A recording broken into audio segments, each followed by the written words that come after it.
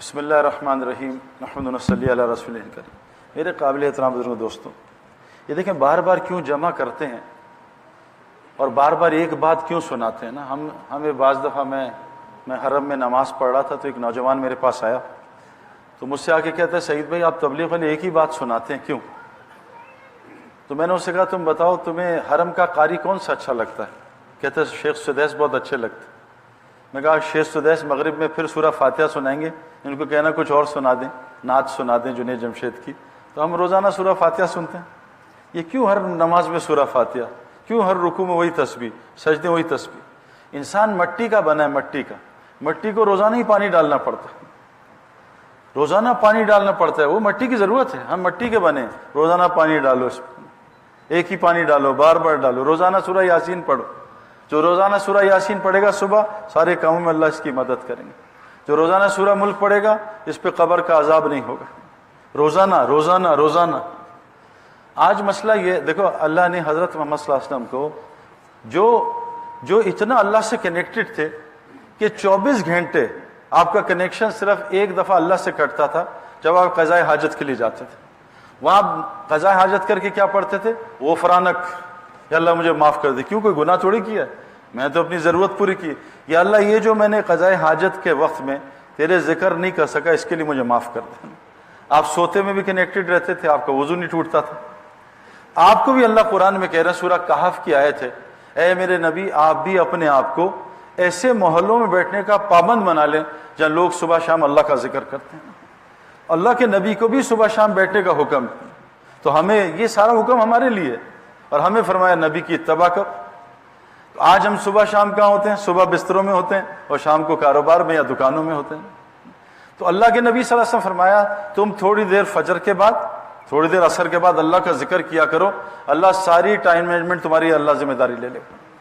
2 دفعہ کہا بس مجھے وقت دو، فجر کے بعد عصر کے بعد تھوڑی دیر میرا ذکر کر لو، میں ساری ٹائم مینجمنٹ کی ذمہ داری خود لیتا ہوں۔ آج مسلمان دیکھو ٹائم مینجمنٹ اس کی کتنی آؤٹ ہوئی ہے، کتنا پھنسا ہوا ہے دنیا میں۔ میرے پیارے دوست بزرگوں، دیکھیں یہ ایک نظام ہے اللہ کا، اس نظام کو سمجھنے کی ضرورت ہے۔ ایک دیہاتی آدمی کسی شہری آدمی کے گھر گیا، تو شہری آدمی کے گھر میں 2 پورشن تھے، ایک پردہ لگا تھا، پیچھے اس کی فیملی تھی، اور یہاں سامنے ڈرائنگ روم تھا جہاں لوگ بیٹھتے تھے مہمان۔ تو جب دیہاتی آدمی شہری آدمی کے پاس گیا تو شہری آدمی نے اس سے پوچھا کچھ کھائے گا؟ دیہاتی تھا، ہاں، کہا بھوک لگی کھلا دو۔ اس نے کہا پہلے فروٹ کھاتے ہیں پھر مین کورس آئے گا۔ فروٹ اس نے آرڈر دیا، آواز دی بھائی فروٹ بھجوا دو، تو پردے کے نیچے سے ہاتھ آئے، فروٹ آ گیا، فروٹ کھا لیا اس نے۔ تھوڑی دیر بعد اس نے کہا بھائی کھانا بھجوا دو، تو پردے کے نیچے سے ہاتھ آئے، کھانا بھی آ گیا۔ پھر تھوڑی دیر بعد اس نے کہا کعبہ لے آؤ، پردے کے نیچے سے آیا، کعبہ بھی آ گیا۔ تو شہری آدمی نے کہا دیہاتی سے کہ اور کچھ؟ ان کا ایسا ایک پردہ مجھے بھی دلوا دو۔ تو پینڈو جو ہے پردہ لے کے چلے، انہوں نے لے لو۔ اس نے اپنے پنڈ میں جا کے پردہ لگا دیا، کہا پینڈو تمہیں اپنی کرامت دکھاؤں، اور پردہ لگا کے 500 آدمی بلا لیے۔ اب پردے کو آرڈر دیا لاؤ، کہا وہ فروٹ لاؤ، کوئی فروٹ نہیں آیا۔ انہوں نے کہا کھانا کھلاؤ، کوئی کھانا نہیں آیا۔ کہا اللہ کے واسطے ذلیل نہ کراؤ، کعبہ ہی پلا دو، کعبہ بھی نہیں آیا۔ سارے غیبی نظام چل رہا ہے جس کو آج مسلمان دیکھ نہیں پا رہے۔ ابھی ہمارے دوست وقار یونس ہمارے ایک ساتھی سے کہہ رہے تھے یار کہ سعید بھائی خوب دنیا کے مزے لے رہے ہیں، ادھر گھوم رہے ہیں ادھر گھوم رہے ہیں، ان کا پتہ نہیں کیا نظام چل رہا ہے۔ اور یہ جو نظام جو آج دنیا پھنسی ہے، میں اس میں پھنس کے 20 سال غرق ہو کے آ رہا ہوں اس نظام میں۔ مسلمانوں کا مسئلہ یہ ہے کہ وہ اللہ کی ماننے کو تیار نہیں۔ ڈاکٹر صاحب ہارٹ سرجری کرتے ہیں اور پہلے بتا دیتے ہیں کہ 5 لاکھ روپے لوں گا اور تمہارے ہارٹ کو کاٹوں گا، پیٹوں گا، اور تمہیں سارا بریانی، نہاری، رسگلے، گلاب جامن چھوڑنے پڑیں گے، اور تمہیں کڑوی گولیاں کھانی پڑیں گی۔ وہ کہتے ہیں ڈاکٹر صاحب تیار ہوں میں سارا حلال چھوڑ دوں گا آپ کے کہنے پہ، اور آپ کو 5 لاکھ آپریشن کی بھی دوں گا، اور تکلیفیں بھی برداشت کروں گا آپریشن کی اور کڑوی گولیوں کی، آپ کی ساری جو آپ کہہ رہے ہیں حلال چیزیں چھوڑ دوں گا۔ میرے پیارو، ڈاکٹر کے کہنے پہ آج مسلمان حلال چھوڑنے کو تیار ہے، اللہ کے کہنے پہ آج مسلمان سے حرام نہیں چھوٹ رہا۔ ڈاکٹر کو فیس بھی دے رہے ہیں، ڈاکٹر کی کڑوی گولیاں بھی کھا رہے ہیں۔ میرے پیارو، ایمان نیکی کرنے کو نہیں کہتے، صرف نیکی تو بہت چھوٹے ایمان سے ہو جاتی ہے۔ آپ خود جج کریں، آج مسلمانوں کی مسجدوں میں نماز پڑھنے والے زیادہ ہو گئے ہیں۔ مسلمان حج کرتا تھا 1,50,000، ایک آدمی نے ہمیں عرب نے بتایا کہ میں نے میرے باپ نے 1952 میں 2 آدمیوں کو طواف کرتے دیکھا تھا. آج سارا سال طواف ایسے ہوتا ہے جیسے سارا سال حج ہو رہا ہے. اتنا طواف ہوتا ہے روزانہ. مسجد نبوی 24 گھنٹے کھولنی پڑی, اتنا رش ہوتا ہے روضے پہ. پہلے بند کر دیتے 10 بجے. آج طواف بھی بڑھ گیا ہے, حج بھی بڑھ گیا ہے, اور مدینے میں حاضری بھی بڑھ گئی ہے, مسجدوں میں لوگ بھی بڑھ گئے ہیں. لیکن مسلمانوں کے حالات کیوں ٹھیک نہیں ہو رہے؟ حالات تو دن بہ دن خراب ہو رہے ہیں. مسلمان روزی میں اور تنگ ہو رہا ہے, مسلمانوں کے آپس کے اختلافات بڑھ رہے ہیں, مسلمانوں کے گھر کے حالات ٹھیک نہیں, بیویاں اور تنگ کر رہی ہیں, بچے اور تنگ کر رہے ہیں, سب کچھ آؤٹ ہو رہا ہے. وجہ کیا ہے؟ ہم تو سارا دن دور کی دیکھتے ہیں نا, ہندوستان پاکستان. بھائی گھر میں بھی تو ہندوستان پاکستان ہے. اس گھر کا کیا کریں؟ بیویاں شوہر بنی ہوئی ہیں, بچے ماں باپ بنے ہوئے ہیں, اس کا کیا کریں؟ تو جو ہم آج زندگی گزار رہے ہیں اس سے حالات تو ٹھیک نہیں ہو رہے. حالات ظاہر کی چیزوں کو ٹھیک ہونے کے لیے کہتے ہیں, حالات تو اندر کے حال کا نام ہے. آج تو اندر برا حال ہے.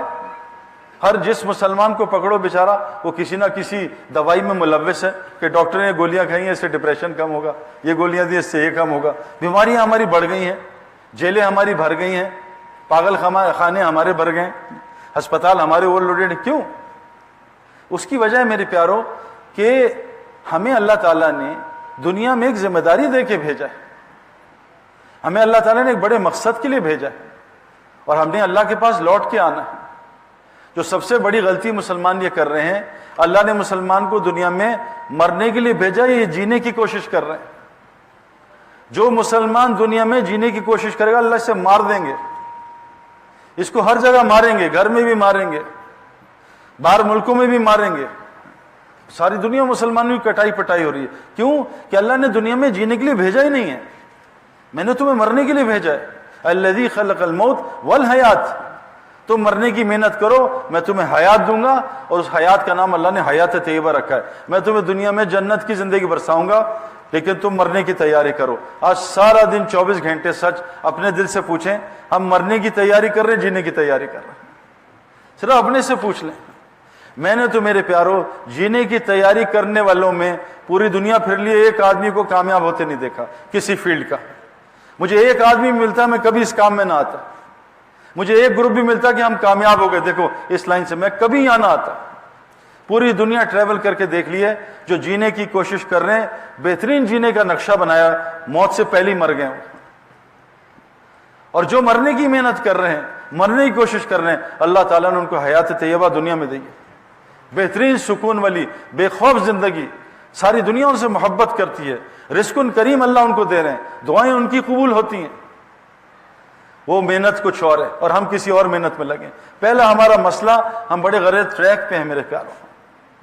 دیکھو قرآن میں ایک واقعہ ہے میرے پیاروں. اللہ نے قرآن میں کہا ہے نا کہ جن کو عقل ہے نا ان کے لیے قرآن میں بڑی نشانیاں ہیں, اور جو عقل سے کام نہیں لیتے, اللہ قرآن فرماتے ہیں ہم ان کے دلوں میں مور لگا دیتے ہیں, پھر ان کو وہ ہدایت نہیں دے سکتے. قرآن میں ایک واقعہ ہے, یہ ہم سب کے ساتھ پیش آتا ہے. ایک قوم ہے طالوت علیہ السلام کی. اللہ نے کہا اے طالوت اپنی فوج لو اور جالوت سے جنگ کرو. طالوت علیہ السلام نے ہزاروں 70,000 یا لاکھوں لوگ لیے اور جالوت سے جنگ کرنے چلے گئے. اللہ نے طالوت علیہ السلام سے کہا اے طالوت تیرے قوم کا میں امتحان لوں گا, اور آج بھی امتحان چل رہے ہیں.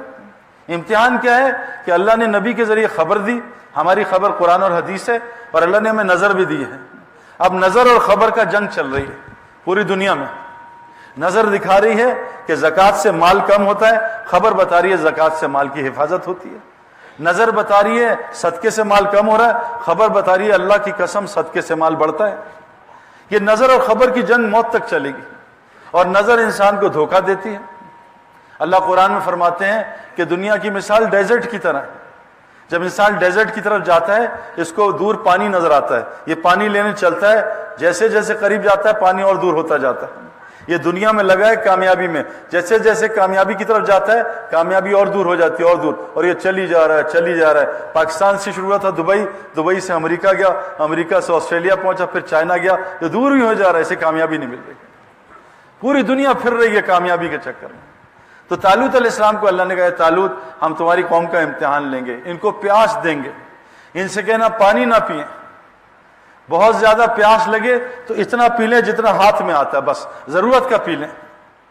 اور آج بھی اللہ کہہ رہے ہیں ضرورت کی چیزیں کر، ضرورت کی زندگی گزارو، ضرورت کا مکان بناؤ، ضرورت کی گاڑی خریدو، ضرورت کا گھر بناؤ، سب کچھ ضرورت کا کرو۔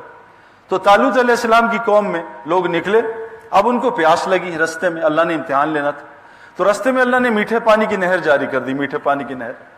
اب میٹھا پانی بھی ہے، پیاس بھی لگی ہوئی ہے، اور حرام نہیں، حلال چیز ہے۔ اللہ نے کہا پانی نہ پینا، بعضوں نے بالکل نہیں پیا، بعضوں نے بس مٹھی میں آیا پیا، اور بہت سارے لوگ، صرف لاکھوں میں سے 313 نے نبی کی بات مانی۔ یہ اللہ کا عجیب نظام ہے، بہت تھوڑے لوگ آتے ہیں صحیح رستے پہ، صرف 313 نے نبی کی بات مانی، ان کا نہیں پیتے ہم پانی، بعضوں نے تھوڑا پی لیا، اور لاکھوں لوگ پانی پیتے رہے پیتے رہے پیتے رہے۔ جن لوگوں نے اللہ اور رسول کا حکم مانا، اللہ نے تھوڑے سے پانی میں اور بغیر پانی کی ان کی پیاس بجھا دی۔ جو پانی پیتے رہے پیتے رہے پیتے رہے، ان کی پیاس بڑھتی رہی، یہاں تک کہ پانی پی گئے، پیاس نہیں بجھی، اللہ نے ان کو دنیا میں ناکام کر دیا، آخرت بھی ان کی ناکام کی۔ اور جو دنیا میں ضرورت کا پانی پیا، اللہ نے ان کو کامیاب کر دیا، 313 لاکھوں پہ فتح پا گئے۔ آج ہمارا یہی مسئلہ ہے، ہمیں پیاس لگی ہوئی دنیا کی، اور ہم اس کو بجھانے کے لیے خوب اس میں لگے ہوئے، خوب اس میں لگے ہوئے۔ کچھ لوگوں کو گاڑیوں کی پیاس لگی ہے، ایک گاڑی اگلی گاڑی اگلی گاڑی، کچھ لوگوں کو فیکٹریوں کی، ایک فیکٹری اگلی فیکٹری اگلی فیکٹری، کچھ لوگوں کو موبائلوں کی، کچھ لوگوں کو کپڑوں کی، لیکن پیاس نہیں بجھ رہی اور ناکامی ہو رہی یہاں بھی اور وہاں بھی۔ میرے پیاروں، اس کی وجہ کیا ہے؟ کہ ہم نظروں کے دھوکے میں ہیں۔ ساری دنیا یہاں سے پریشان ہے، جس آدمی سے پوچھا یہاں سے پریشان۔ ہمارا ایک بڑا کھلاڑی ہے مرلی دھرن، سری لنکا کا، تو میں ابھی سری لنکا 2 مہینے پہلے گیا، اس نے مجھے اپنی ساری دنیا سنائی۔ میں کہا کیا کر رہے ہو؟